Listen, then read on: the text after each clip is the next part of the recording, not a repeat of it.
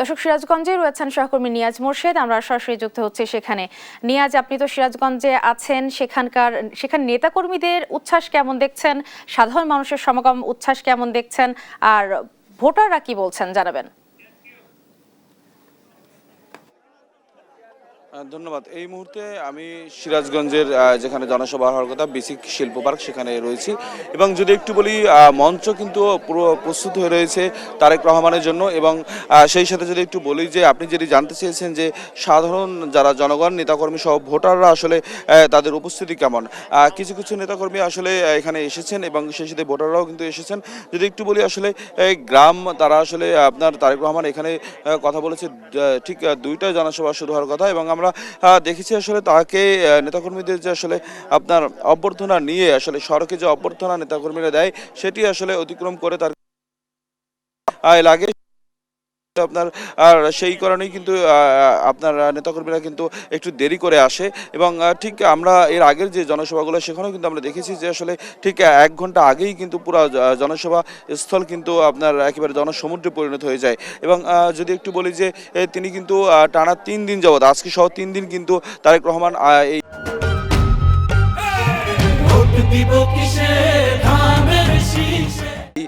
আপনার নির্বাচনী জনসভা করে যাচ্ছেন।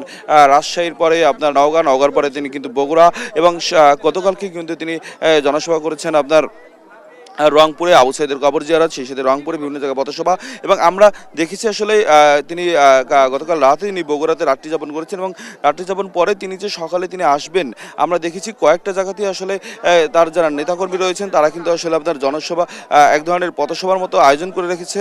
যদিও আসলে সেই পথসভাগুলোতে তিনি আসলে একটু থামবেন এবং কথা রয়েছে এবং সেই থেমে তাদের সাথে যদি একটু আপনার সাক্ষাৎ করেন এবং সেই সাথে যদি তিনি যদি একটা কথা বলেন সেই বিষয়গুলো অতিক্রম করে আসতে আসলে একটু সময় লাগার কথা।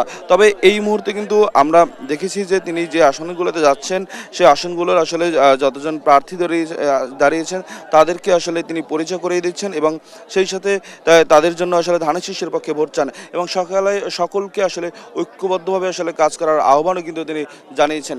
এবং যদি একটু বলি যে আজকে কিন্তু তিনি সিরাজগঞ্জে আসতেছেন এবং প্রায় 20 বছরের বেশি সময় পরে কিন্তু তিনি সিরাজগঞ্জে আসছেন এবং এখানে কিন্তু আসলে সিরাজগঞ্জের যে কটি আসন রয়েছে সেই আসনগুলো যারা ধানের শীষের প্রার্থী তাদেরকে তিনি পরিচয় করিয়ে দেবেন এবং তাদের পক্ষে আসলে ধানের শীষের জন্য ভোট চাইবেন। এই ছিল আমার কাছে সিরাজগঞ্জ থেকে সর্বশেষ তথ্য।